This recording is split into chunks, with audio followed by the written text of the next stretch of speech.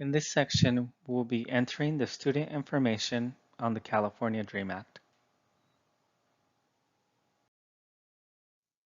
In order to begin the application, you must have your login credentials to proceed. If you don't have a login, please refer to the previous video on how to create an account for the California DREAM Act. After clicking Login, you'll be taken to another page where you can enter your user ID and password. If you have forgotten your user ID or password, you can click on the orange link below to reset your password. In this section, you will select the academic year in which you plan on attending college. Students who are planning to attend college or university in fall of 2021 or spring of 2022 must select the 2021-2022 school year. In this section, you will go over important tips that will help you through the DREAM Act application. Make sure you're paying attention to the questions with the asterisk, as those questions require an answer. And remember to save your application. The application will automatically log you out after 30 minutes.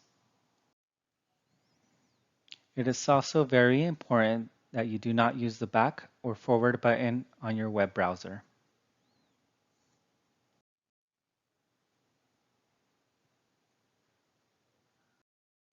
Once you have reviewed the instructions and tips, you can go ahead and click the Next button to continue. Here you will enter your personal information. Your first and last name will automatically be populated. This information is retrieved from your DREAM Act account. Remember that all the information you provide must be as of the date you are completing the DREAM Act. If you have a Social Security number through DACA or a tax identification number to file tax returns, you can enter it on question number 8. If you do not have one, it is not a requirement. You can leave it blank. On question number 11, it will ask for your statewide student identification number. You will have the 10-digit SSID only if you attended a California public high school. Your high school will be able to supply this, otherwise leave this blank.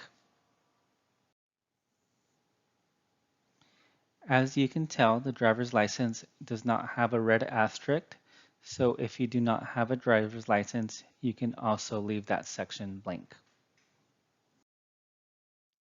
In question number 16, you'll be asked to answer questions about your citizenship status. For students that are DACA recipients or do not have a DACA or any type of eligible documentation, you must select I am not a citizen or an eligible non-resident.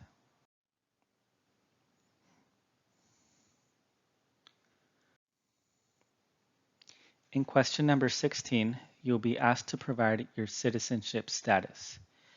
If you are a U.S. citizen or a permanent resident, you must complete a FAFSA application. For students who have a DACA or are undocumented, you must select I am not a citizen or a non-eligible resident to qualify for the California DREAM Act. You are required to provide your gender on the California DREAM Act application. If you are a male, you must register with Selective Service. You can register by mail by going to www.sss.gov